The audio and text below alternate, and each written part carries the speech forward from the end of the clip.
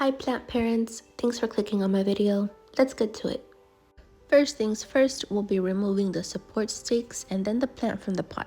These work while the plant is young, but as you can see, they begin to rot fairly quickly.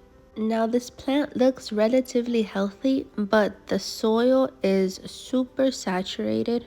And I don't know how long it's been like this, so I want to get in the roots and check for root rot.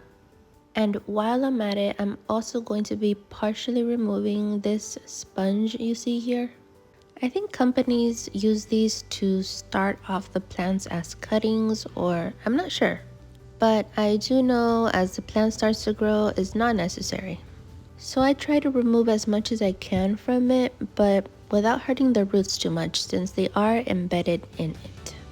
Now I'm just removing the excess soil. You can also just give it a quick rinse outside or even in your sink. This plant's root system is actually looking really nice. I only found a few roots that needed to be removed, like this one here.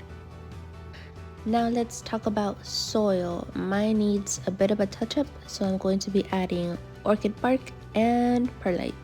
You really want to make sure that the soil for your plants is very well draining. When you first get your plant, you might find that the soil is a bit hydrophobic, meaning that it begins to repel water.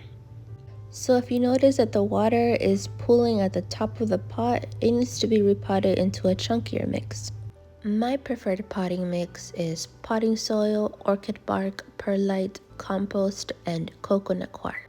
Now I know this plant is still quite small. It hasn't begun to trail yet, but I'm going to be adding a moss bowl to it anyways, just so that when the aerial roots start to grow in, it'll already have something to attach to and I won't have to do this process all over again. And it really depends on the look that you want for your plant. For example, if you just want it to trail along your balcony, your window, or even along your wall, you can just continue to hang it with hooks or string. My overall goal with this plant is to get it to produce larger leaves.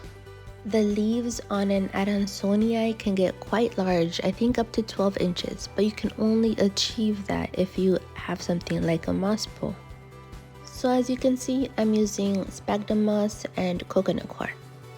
I do eventually want to cancel out the moss. It's a great medium, provides great aeration and lots of moisture retention. However, there's lots of environmental concerns regarding peat harvesting, so I've begun using coconut coir as a more sustainable alternative with all the same benefits. And eventually, my sphagnum moss will run out and my moss poles will become coconut coir poles. Now let's talk about pests. Moss poles can be a lot of work, mainly because it's the perfect breeding ground for fungus gnats. First thing I would recommend is to let that top layer of whatever medium you're using to dry out between waterings. Also apply neem oil to the top layer of soil.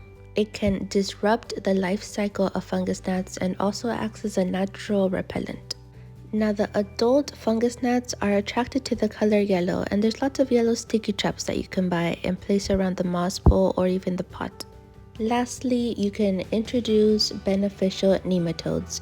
These are microscopic organisms that will prey and eat the larvae. I would save this option as a last resort. You don't really need them if you only have one plant.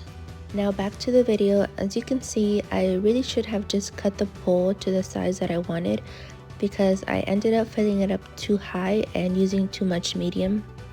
I think in my mind I was trying to fill it up higher so that it could become more compact, but I would have achieved the same outcome if I would have just cut it from the beginning. The thing that I like though about these poles is that you can attach it back as you need it once the plant starts to grow.